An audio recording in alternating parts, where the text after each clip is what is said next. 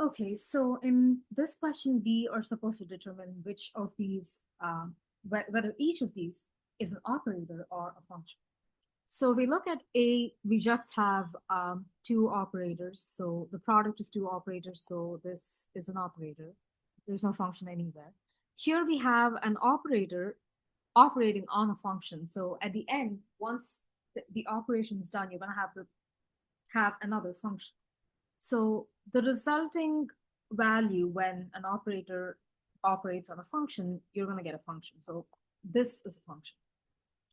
You have the same going on. So you're going to have one operator act on a function, which becomes a function for the second operator. And ultimately, when that acts on this new function, you are going to get another function. So yes, this is a function. This is clearly a commutator operator. Um, so the value of this is going to be something, yeah, that. So yes, D is an operator. E is also an operator because you have a function, but that's to the left of the operator. So the operator is not really operating on any function. There's nothing here, right?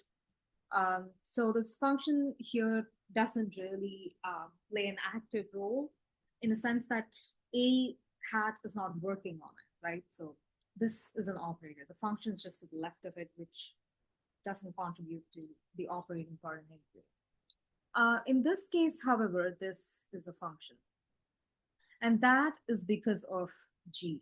So we can have operator B operate on G first, which results in a function on which A is going to operate. So the resulting is going to be another function multiplied with f of x. So yes, that's all just function.